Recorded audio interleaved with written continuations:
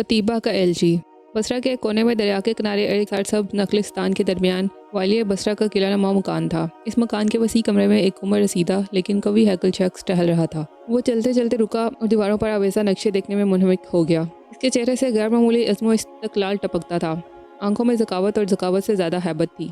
ये हजाज बिन यूसुफ था, जिसके आनी पंजों से दुश्मन और दोस्त यकसा तौर पर पनाह मांगते थे। जिसकी तलवार अरब व अजम पर साइका बनकर घूमती और बसन औकात अपनी हाथ से तजावज़ करके आलम इस्लाम के इन दरख्शा तारों को भी खाक और खून में लटा गई, जिनके सीने नूर और ईमान से मुनव्वर थे। हजाज बिन यूसुफ की तवानी ज़िंदगी का पहला दौर वो था जब वो अब्दुल मालिक के अहद हुकूमत में सरकशों को मगलूब करने के लिए उठा। इराक और अरब पर आंधी और तूफान बनकर छा गया, लेकिन इस दौर में इसकी तलवार एक अंधे की लाठी थी जो हक और नाहक में तमीज़ न कर सकी। दूसरा दौर जिसे हमारी दास्तान का ताल्लुक है वो था जब अब्दुल मालिक की जगह इसका बेटा वलीद मुस्नद खिलाफत पर बैठ चुका था। इराक और अरब के खाना जंगियाँ ख़त्म हो चुकी थी और मुसलमान एक नए जज्बे के मातहत मुनज़्ज़म और मुस्तकीम होकर तुर्किस्तान और अफ्रीका की तरफ पेशकदमी कर रहे थे। अपने बाप की तरह वलीद ने भी हजाज बिन यूसुफ को अंदरूनी और खारजी मामलात में स्याह सफ़ेद का मालिक बना रखा था। लेकिन एक मुसलमान मौरख की निगाह में हजाज ने वलीद की जो खिदमात इंजाम दी वो अब्दुल मालिक की खिदमात से बहुत मुख्तलिफ थी। अब्दुल मालिक के अहद हुकूमत में हजाज बिन यूसुफ की तमाम जिदोजहद अरब और इराक तक महदूद रही और इसके खून की आशाम तलवार ने जहां अब्दुल मालिक की हुकूमत को मजबूत और मुस्तकीम किया, वहां इसके दामन को बेशुमार बेगुनाहों के खून के छींटों से दागदार भी किया। लेकिन वलीद का अहद मुसलमानों के लिए निस्बतन अमन का ज़माना था और हजाज बिन यूसुफ अपनी ज़िंदगी के बाकी चंद साल मशरिक़ व मगरिब में मुसलमानों की फतुहात की राहें साफ करने में सर्फ कर रहा था। जब हम हजाज बिन यूसुफ की किताब ज़िंदगी के आखिरी और आग पर निगाह दौड़ाते हैं तो हमें हैरत होती है कि कुदरत सिंध, तुर्किस्तान और स्पेन में मुसलमानों की सतूत के झंडे लहराने के लिए इस शख्स को मुंतखब करती है जो आज से चंद साल कबल मक्का का मुहासरा कर रहा था। वो आंखें जिन्होंने अब्दुल्ला बिन जुबैर को अपने सामने कत्ल होते देखकर तरस न खाया, सिंध में एक मुसलमान लड़की की मुसीबत का हाल सुनकर पुरनम हो जाती हैं। तारीख हमारे सामने एक और अहम सवाल पेश करती है और वो ये है कि अरब और इराक के मुसलमान हजाज बिन यूसुफ के अहद के आखिरी अयाम से भी नालां थे और वलीद को वो अच्छी नज़रों से ना देखते थे। फिर क्या वजह है कि जब सिंध और तुर्किस्तान की तरफ पेशकदमी शुरू हुई तो हर महाज पर शामी मुसलमानों के मुकाबले में अरबों की तादाद कहीं ज़्यादा थी? इसका जवाब फ़कत ये है कि क़यादत की खामियों के बावजूद जमहूर मुसलमानों का इनफरादी किरदार उसी तरह बुलंद था। हजाज बिन यूसुफ से नफरत उनके कौमी हमीयत को कुचल न सकी। उन्होंने जब ये सुना कि उनके भाई अफ्रीका और तुर्किस्तान के गैर इस्लामी ताकतों से नबर्द आजमा है तो वो पुरानी रंजिशें भूल कर इनके साथ जा शामिल हुए। इसलिए वलीद के अहद की शानदार फतुहात का सेहरा हजाज बिन यूसुफ और वलीद के सर पर नहीं बल्कि इन अवाम की सर पर है, जिनके एसारो खुलूस में हर कौम की तरक्की और अरूज का राज पन्हा है। हजाज बिन यूसुफ देर तक दीवारों पर लटके हुए नक्शे देख रहा था। बिलाखिर ने एक नक्शा उतारा और अपने सामने रखकर ईरानी कलीन पर बैठ गया। देर तक सोचने के बाद इसने कलम उठाकर नक्शे पर चंद निशानात लगाए और इसे लपेटकर एक तरफ रख दिया। एक सिपाही ने डरते डरते कमरे में दाखिल होकर कहा, तुर्किस्तान से एक एलची आया है।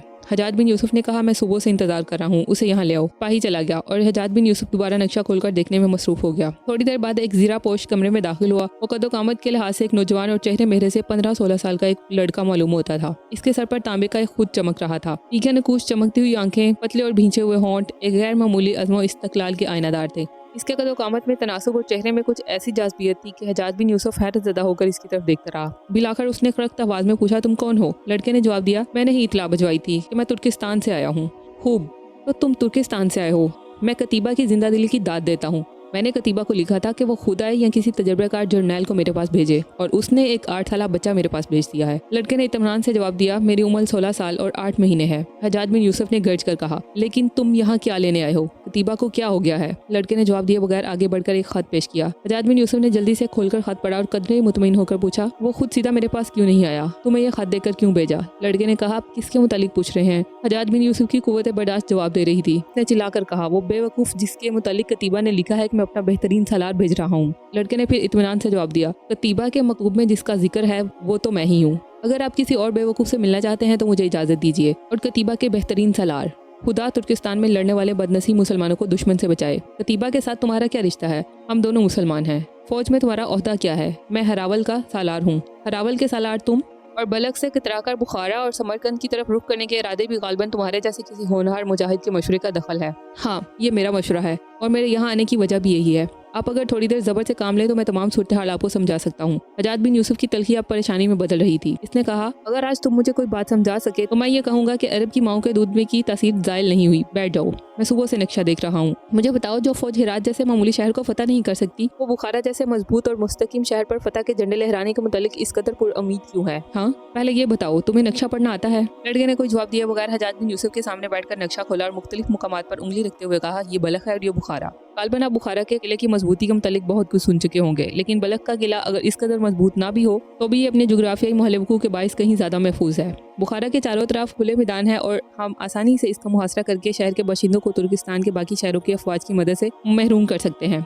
रहा किला, तो इसके मुतालिक मैं आपको यकीन दिलाता हूँ कि मंजनीक के सामने पत्थर की दीवारें नहीं ठहरती, और ये भी कई बार देखा जा चुका है कि किलाबंद अफवाज ज़्यादा देर फ़कत इस सूरत में मुकाबला करती है जब इन्हें किसी मदद की उम्मीद हो, वरना वो मायूस होकर दरवाजे खोल देती है। इसके बरक्स बलख में हमें बहुत सी मुश्किलात का सामना करना पड़ेगा। शहर पर हमला करने के लिए हमें जिस कदर अफवाज की ज़रूरत होगी, इससे कहीं ज़्यादा बढ़कर सिपाही पहाड़ी इलाके में रसद व कमर के रास्ते महफूज रखने के लिए दरकार होंगे, और इसके अलावा शहर का मुहासरा करने के लिए हमें इर्द गिर्द के तमाम पहाड़ियों पर कब्जा करना होगा। इन जंगलों में पहाड़ी कबाइल के पत्थर हमारी तीरों से कहीं ज़्यादा खतरनाक होंगे। बलख के जनूब और मशरिक के पहाड़ काफ़ी ऊंचे हैं। अगर जनूब मशरकी तुर्किस्तानों की तमाम रियासतों ने बलख को मदद देने की कोशिश की तो एक बहुत बड़ी फौज इन ऊंचे पहाड़ों की आड़ लेकर हमारी तरफ किसी मुज़ाहमत का मुकाबला किए बगैर बलख के करीब पहुंचकर मशरकी, जनूब और मगरब से हमारे लिए खतरा पैदा कर सकती है। और अगर शमाल से इनकी मदद के लिए बुखारा और समरकंद की अफवाज भी आ जाएं, मोड़ों से हमारी रसद व कमक का रास्ता भी मुनक़ते हो जाएगा और हमें चारों तरफ से बैरूनी हमलावरों ने महसूर कर रखा होगा। हम गर्मियों में हम डटकर इनका मुकाबला कर सकेंगे, लेकिन यह मुहासरा यकीनी तौर पर तूल खींचेगा और सर्दियों में पहाड़ी लोग हमारे लिए बहुत खतरनाक साबित होंगे, और पसपाई की सूरत में हम में से बहुत कम ऐसे होंगे जो वापस मरू पहुंचेंगे। हजाज बिन यूसुफ अब नक्शे से ज्यादा इस कमसन नौजवान सलार को देख रहा था।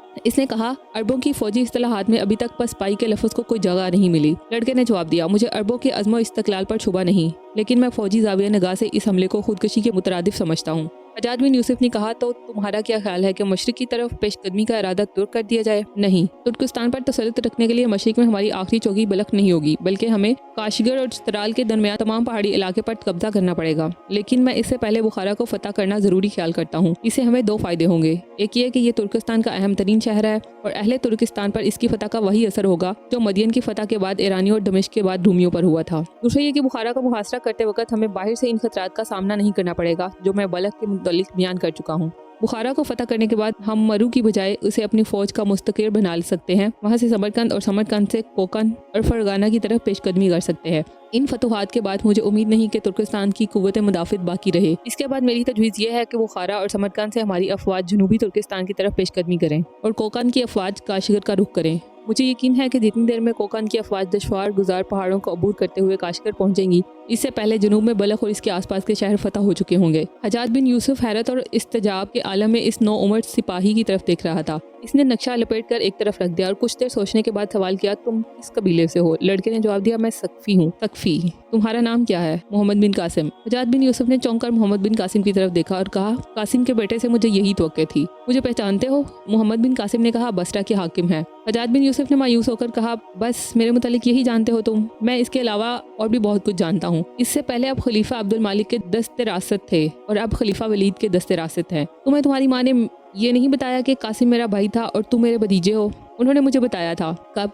जब आप अब्दुल्ला बिन जुबैर को कत्ल करके मदीना वापस आए थे। कमसन भतीजे के मुंह से ये अल्फाज सुनकर हजाज बिन यूसुफ की पेशानी की रगें थोड़ी देर के लिए फूल गईं। वो गज़बनाक होकर मोहम्मद बिन कासिम की तरफ देखने लगा, लेकिन इसकी निगाहों में खौफ व हरास की बजाय गायत दर्जे का सुकून देकर इसका गुस्सा आहिस्ता आहिस्ता नदामत में तब्दील होने लगा। मोहम्मद बिन कासिम की बेबाक निगाहें इसे पूछ रही थी कि मैंने जो कुछ कहा है क्या वो गलत है? क्या तुम अब्दुल्ला बिन जुबैर के कातिल नहीं हो? हजाज बिन यूसुफ अपने दिल पर एक नाकाबिले बर्दाश्त बोझ महसूस करते हुए उठा और दरिया की तरफ खुलने वाले दरीचे के पास खड़ा होकर झांकने लगा। अब्दुल्ला बिन जुबैर का कातिल। इसने चंद बार अपने अल्फाज दोहराए। तसव्वुर की निगाहें माजी का निकाब उलटने लगी। वो मक्का के इस उम्र सीता मुजाहिद को देख रहा था जिसके होंठों पर कत्ल होते वक्त भी एक फातिहाना मुस्कुराहट थी। इसे फिर एक बार मक्का की गलियों में बेवाओं और यतीमों की चीखें सुनाई देने लगी। इसने झुरझुरी लेते हुए मुड़कर मोहम्मद बिन कासिम की तरफ देखा। वो इसकी तवक्के के खिलाफ इसकी तरफ देखने की बजाय नक्शा देखने में मुनहमिक था। ऐसे माजी की चंद और तस्वीरें इसके सामने आ गईं। वो फिर एक बार मदीने के एक छोटे से मकान में अपने नौजवान भाई को बिस्तरे मर्द पर देख रहा था। वो भाई जिसने मक्का में इसकी कारगुजारी का हाल सुनने के बाद उसे देखकर गुस्से और जोश में अपनी आंखें बंद कर ली थी। कासिम के अल्फाज फिर एक बार इसके कानों में गूंजने लगे। हजाज जाओ, मैं मरते वक्त अब्दुल्ला बिन जुबैर के कातिल की सूरत नहीं देखना चाहता। तुम्हारे दामन पर जिस खून के छींटे हैं उसे मेरे आंसू धो नहीं सकते। फिर वो अपने भाई के जनाजे के साथ एक कमसन बच्चे को देख रहा था। ये इसका भतीजा था जिसे इसने उठाकर गले लगाने की कोशिश की, लेकिन वो तड़प कर एक तरफ खड़ा होकर चिल्लाया, नहीं, मुझे हाथ न लगाओ, अब्बा को तुमसे नफरत थी। हजाज ने एक इंतहाई तकलीफ एहसास के तहत मोहम्मद बिन कासिम की तरफ देखा और कहा, मोहम्मद इधर आओ। मोहम्मद बिन कासिम नक्शा लपेट कर एक तरफ रखते हुए उठा और हजाज बिन यूसुफ के करीब जा खड़ा हुआ। इसके चेहरे पर गैर मामूली इत्मीनान की झलक हजाज बिन यूसुफ के लिए सब्र आजमा थी। लेकिन इसने ज़बर से काम लेते हुए कहा, तो मैं तुम्हारी नज़रों में अब्दुल्ला बिन ज़ुबैर के कातिल के सिवा कुछ नहीं। मोहम्मद बिन कासिम ने जवाब दिया, ये खल्के खुदा का फतवा है और मैं आपको धोखे में रखने के लिए कातिल की जगह कोई और लफ्ज़ तलाश नहीं कर सका। हजाज बिन यूसुफ ने कहा, तुम्हारी रगों में कासिम का खून है। मैं तुम्हारी हर बात बर्दाश्त करने के लिए तैयार हूँ, अगरचे बर्दाश्त करना मेरी आदत नहीं। मैं आपको अपनी आदत बदलने पर मजबूर करने के लिए नहीं आया। कतीबा बिन मुस्लिम ने जो फ़र्ज मेरे सपुर्द किया है वो मैं पूरा कर चुका हूँ। मुझे इजाज़त दीजिए, अगर आपको कतीबा के लिए कोई पैगाम भेजना हो तो मैं कल हाजिर हो जाऊँगा। एक लम्हा के तज़ब्बुत के बाद हजाज बिन यूसुफ ने कहा, तुम कहाँ जाना चाहते हो? मोहम्मद बिन कासिम ने जवाब दिया, शहर में वालदा के पास। मैं सीधा आपके पास आया था, अभी तक घर नहीं गया। तुम्हारी वालदा बसरा में है? मुझे यह भी मालूम ना था।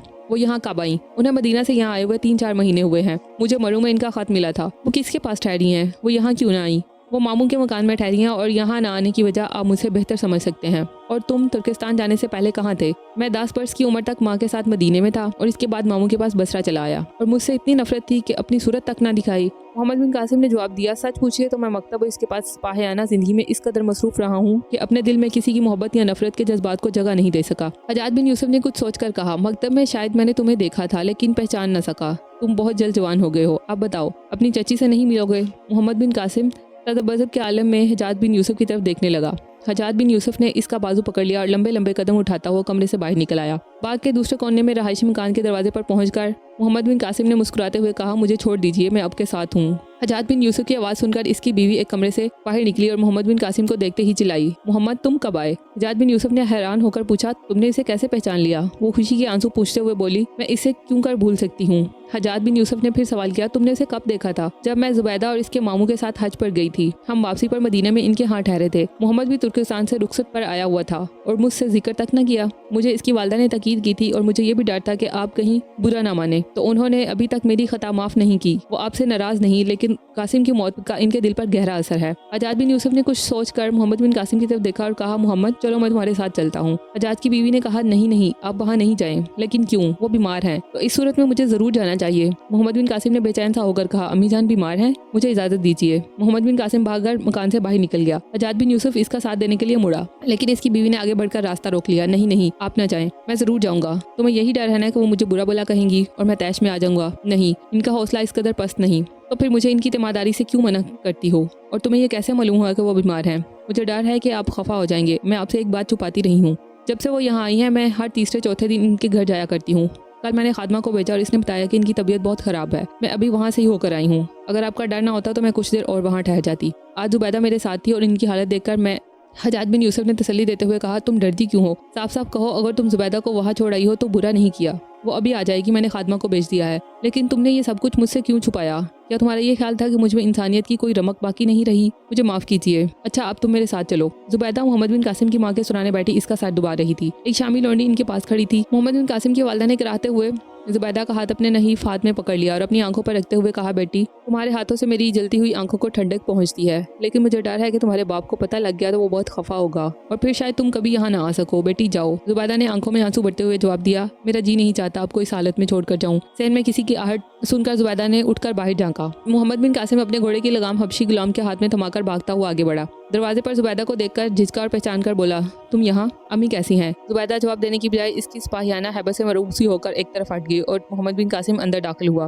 बेटे पर निगाह पड़ते ही माँ के जर्द चेहरे पर रौनक आ गई। इसने उठकर बैठते हुए कहा, बेटा तुम आ गए। मोहम्मद बिन कासिम ने इसके करीब बैठकर सर खुद से उतारते हुए पूछा, अम्मी आप कब से अलील हैं? बेटा बसरा पहुंचते ही मेरी सेहत खराब हो गई थी, लेकिन मुझे क्यों ना लिखा? बेटा तुम घर से कोसों दूर थे और मैं तुम्हें परेशान नहीं करना चाहती थी, और यह खुद तुम्हारे सर पर बहुत अच्छा मालूम होता है। इसे पहनकर दिखाओ। मैं अपने नौजवान मुजाहिद को सिपाहियाना लिबास में अच्छी तरह देखना चाहती हूँ। मोहम्मद बिन कासिम ने मुस्कुराते हुए खुद अपने सर पर रख लिया। माँ कुछ देर टिकटिकी बांधकर इसकी तरफ देखती रही। इसके मुंह से बेख्तियार दुआ निकली, मेरे अल्लाह ये सर हमेशा ऊंचा रहे। मोहम्मद बिन कासिम से नजर हटाकर इसने जुबैदा की तरफ देखा और कहा, बेटी तुम क्यों खड़ी हो? बैठ जाओ। जुबैदा जो अभी तक दरवाजे के करीब थी, झिझकती और शर्माती हुई आगे बढ़ी और बिस्तर के करीब एक कुर्सी पर बैठ गई। माँ ने मोहम्मद बिन कासिम की तरफ देखा। मोहम्मद तुमने इसे नहीं पहचाना? इसने जवाब दिया, मैंने इसे देखते ही पहचान लिया था। लेकिन जुबैदा तुम कैसे आई? चचा को तो ये भी मालूम न था कि अम्मी यहाँ हैं। माँ ने परेशान होकर पूछा, तुम अपने चचा से मिलकर आए हो? हाँ अम्मी, कतीबा का जरूरी पैगाम था, इसलिए मैं सीधा उनके पास पहुंचा और वो मुझे पकड़कर घर ले गए और वो खुद भी आपके पास आना चाहते थे, लेकिन मैं आपकी अलालत का हाल सुनकर भाग आया और इन्हें साथ न ला सका। माँ ने मगमूम सूरत बनाकर कहा, खुदा करे यहाँ आने में इसकी नीयत नेक हो। जुबैदा का सुर्खो सफेद चेहरा जर्द हो रहा था। इसने कुर्सी से उठकर कहा, चाची जान मैं जाती हूँ। शामी कनीज भी उठकर खड़ी हो गई, लेकिन इतने में बाहर किसी के पाँव की चाप सुनाई दी और शामी कनीज ने आगे बढ़कर सहन की तरफ झांका और इसके मुंह से हल्की सी चीख निकल गई। मोहम्मद बिन कासिम परेशान होकर उठा और दरवाजे की तरफ बढ़ा। जुबैदा की माँ अंदर दाखिल हुई और हज्जाज बिन यूसुफ ने दरवाजे पर रुककर मोहम्मद बिन कासिम से कहा, मोहम्मद अपनी माँ से पूछो मुझे अंदर आने की इजाजत है। मोहम्मद बिन कासिम ने मुड़कर माँ की तरफ देखा और कहा, क्यों अम्मी? चचा अंदर आने की इजाजत चाहते हैं। माँ ने सर और चेहरा ढांपते हुए जवाब दिया, घर में आने वाले मेहमान के लिए दरवाजा बंद नहीं किया जा सकता, इन्हें बुला लो। हज्जाज बिन यूसुफ अंदर दाखिल हुआ। जुबैदा के चेहरे पर कई रंग आ चुके थे। इसकी माँ ने इसके सर पर हाथ रखते हुए कहा, बेटी डरती क्यों हो? तुम्हारे अब्बा खुद तुम्हारी चची की मिजाज पुरसी के लिए ही आए हैं। हज्जाज बिन यूसुफ को वहाँ बैठे चंद सातें न गुजरी थी कि गली में लोगों का शोर सुनकर मोहम्मद बिन कासिम बाहर निकला और थोड़ी देर बाद मुस्कुराता हुआ वापस आकर कहने लगा, आपको देखकर मोहल्ले के तमाम लोग हमारे दरवाजे पर जमा हो गए थे। वो समझ रहे थे कि आप हमें कत्ल करने के लिए आए हैं। हज्जाज बिन यूसुफ के चेहरे पर एक दर्दनाक मुस्कुराहट नमूदार हुई और इसने सर झुका लिया। तीसरे दिन मोहम्मद बिन कासिम फिर हज्जाज बिन यूसुफ के पास पहुंचा और तुर्किस्तान जाने का इरादा जाहिर किया। हज्जाज बिन यूसुफ ने पूछा, तुम्हारी माँ की तबीयत अब कैसी है? मोहम्मद बिन कासिम ने जवाब दिया, इनकी हालत अब पहले से कुछ अच्छी है और उन्होंने मुझे वापस जाने की इजाज़त दे दी है। मेरा इरादा है कि मैं आज ही रवाना हो जाऊँ। हज्जाज बिन यूसुफ ने जवाब दिया, मैंने आज वो कतीबा के पास अपना कासिद रवाना कर दिया है। उसे लिख भेजा है कि मुझे तुम्हारी तजावीज़ से इत्तफाक है, अब तुम कुछ अर्सा यहीं रहोगे, लेकिन मेरा वहाँ जाना ज़रूरी है। कतीबा ने मुझे जल्द वापस आने के लिए बहुत ताकीद की थी। हज्जाज ने जवाब दिया, लेकिन मुझे इसकी जगह तुम्हारी ज़्यादा ज़रूरत है। मुझ पर एक बहुत बड़ा बोझ है और तुम मेरा हाथ बटा सकती हो। मैं यहाँ अकेला हर मुहाज की निगरानी नहीं कर सकता। इसके अलावा मैंने तुम्हारे मुतालिक दरबार खिलाफत में लिखा है, मुमकिन है तुम्हें वहाँ एक फौजी मशीर का ओहदा संभालना पड़े, लेकिन दमिश्क में मुझसे कहीं ज़्यादा तजर्बाकार लोग मौजूद हैं। मैं नहीं चाहता कि दरबार खिलाफत में आपके असर और रसूख का नाजायज़ फ़ायदा उठाऊँ। अभी मुझे बहुत कुछ सीखना है। अब मुझे तुर्किस्तान जाने की इजाज़त दें। मोहम्मद, तुम्हारा ये क्यास गलत है। तुम अगर भतीजे होने की बजाय मेरे बेटे भी होते तो भी मैं तुम्हारी बेजा हमायत न करता। मुझे यकीन है कि तुम बड़ी से बड़ी जिम्मेदारी संभाल सकते हो। ये महज इत्तफाक है कि तुम मेरे भतीजे हो। परसों की मुलाकात में जो असर तुमने मुझ पर डाला है, इसके बाद ख्वाह तुम कोई होते, मैं यकीनन तुम्हारे लिए यही करता। कतीबा बजाते खुद गैर मामूली सलाहियतों का मालिक है। वो तुम्हारे बगैर काम चला सकेगा। तुम मैदान जंग की बजाय दमिश्क या बसरा में रहकर इसकी ज़्यादा मदद कर सकते हो। तुम नौजवान हो। वो नौजवान जो बूढ़ों की आवाज़ से टस से मस होने की आदि नहीं, यकीनन तुम्हारी आवाज़ पर लब्बैक कहेंगे। कतीबा की सबसे बड़ी मदद ये होगी कि तुम्हें यहाँ दमिश्क में बैठकर इसके लिए मजीद सिपाही भर्ती करते रहो। दूसरे महाज पर हमारी अफवाज मगरबी अफ्रीका तक पहुँच चुकी है। मुमकिन है मूसा बिन नसीर किसी दिन समंदर अबूर करके स्पेन पर हमला करने के लिए तैयार हो जाए। इस सूरत में हमारे लिए मगरबी महाज तुर्किस्तान के महाज से भी ज़्यादा अहम हो जाएगा। इसलिए जब तक दरबार खिलाफत से मेरे मकतूब का जवाब नहीं आता, तुम यहीं रहो। और तुम्हारे मामू जान अभी तक कूफा से नहीं आए। मोहम्मद बिन कासिम ने जवाब दिया, वो शायद आज आ जाएं।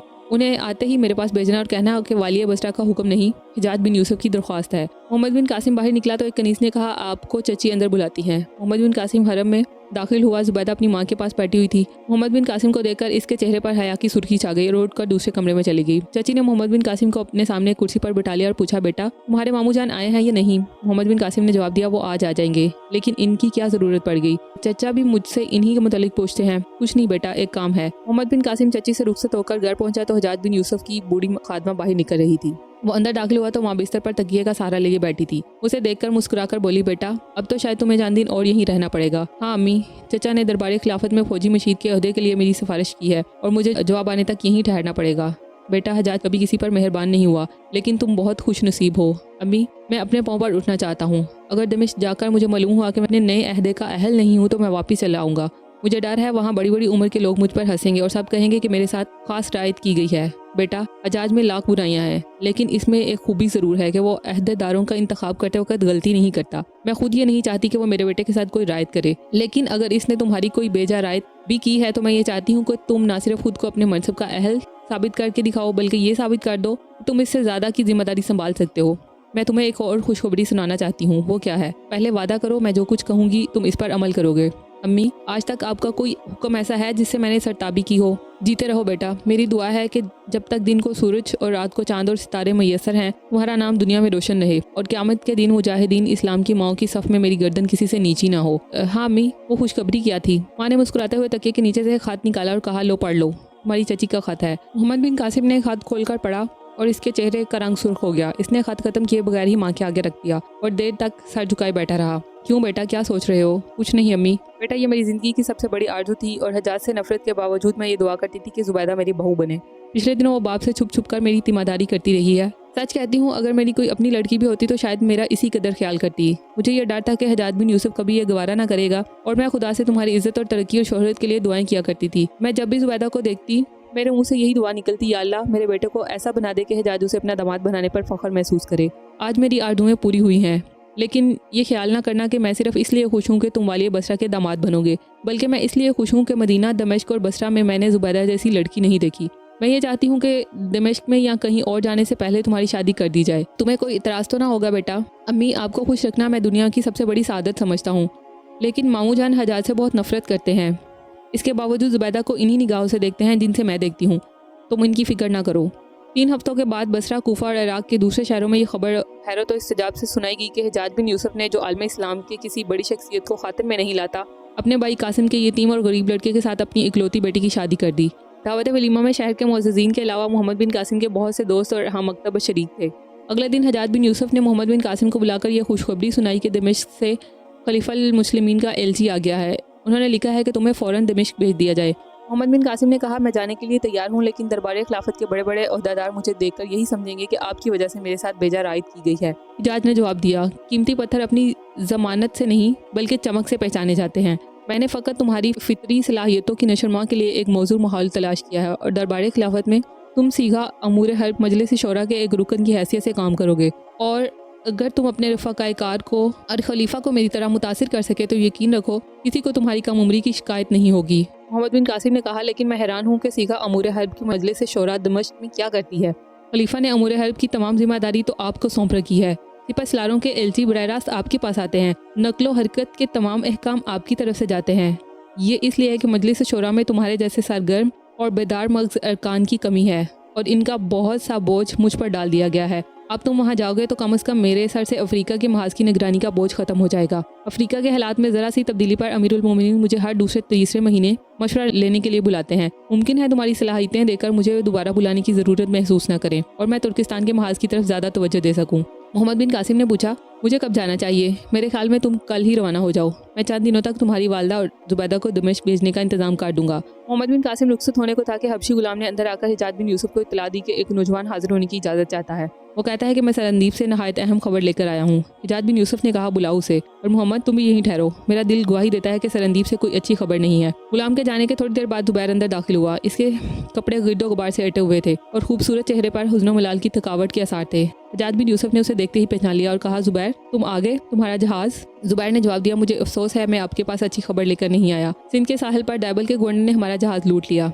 दूसरा जहाज जिस पर सरंदीप के राजा ने आपके और खलीफा के लिए तहाइफ भेजे थे वो भी लूट लिए गए हैं। मुसलमानों के ये 3 बच्चे जिन्हें मैं लेने के लिए गया था कैद कर लिए गए हैं। जहाज ने कहा, तुम यहाँ कैसे पहुँचे? मुझे तमाम वाक़यात बताओ। जुबैर ने शुरू से लेकर आखिर तक अपनी सरगुज़श्त सुनाई। हजाज बिन यूसुफ की आंखों में गम और गुस्सा के शोले भड़कने लगे। इसके चेहरे पर पुरानी हैबत आ गई और वो हाथों की मुठ्ठियां बीचता हुआ होंठ चबाता हुआ कमरे में चक्कर लगाने लगा। थोड़ी देर बाद वो एक दीवार के करीब रुककर हिंदुस्तान के नक्शे की तरफ देखने लगा।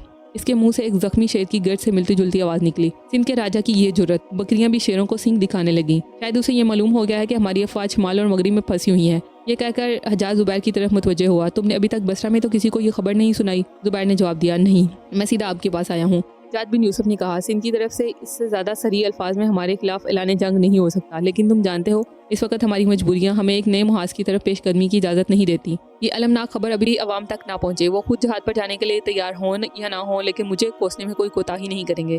जुबैर ने कहा, आपका मतलब है कि आप ये सब कुछ खामोशी से बर्दाश्त कर लेंगे? जज ने जवाब दिया, सरदस्त खामोशी के सिवा मेरे लिए कोई चारा नहीं। मैं मकरान के गवर्नर को लिखता हूँ वो खुद सिंध के राजा के पास जाए। मुमकिन है वो अपनी गलती की तलाफी के लिए आमादा हो जाए और मुसलमान बच्चों को इसके हवाले कर दे। जुबैर ने कहा, मैं आपको यकीन दिलाता हूँ कि वो अपनी गलती के इतराफ़ करने के पर आमादा नहीं होंगे। अबुल हसन का जहाज़ लापता होने में भी आपने मकरान के गवर्नर को वहाँ भेजा था, लेकिन उन्होंने अपनी लालमी का इजहार किया और मुझे यकीन है कि अबुल हसन का जहाज़ भी लूटा गया था और वो और इसके चंद साथी अभी तक राजा की कैद में हैं। मैं खुद भी मकरान के आमिल से मिलकर आया हूँ। वो कहते हैं कि इनके साथ राजा और इनके अहलकार गुज़श्ता मुलाकात में नहायत ज़िल्लत अमेज़ सलूक कर चुके हैं, इसलिए वो बताते खुद दोबारा इसके पास जाना पसंद नहीं करते। ताहम उन्होंने आपका मशवरा लिए बगैर मकरान के सिपह सलारे आला अबैदुल्ला की क़यादत में दैबल के हाकम के पास एक वफद भेज दिया है। जो कुछ मैं देख चुका हूँ इससे मेरा अंदाज़ा है कि दैबल का राजा इंतहा दर्जे का बेरहम और हट दरम है। अबैदुल्ला भी काफ़ी जोशीला है मुमकिन है वहाँ इनके साथ भी वही सलूक हो जो हमारे साथ हो चुका है और वो राजा से मुलाकात करने से पहले किसी खतरे का शिकार हो जाएं।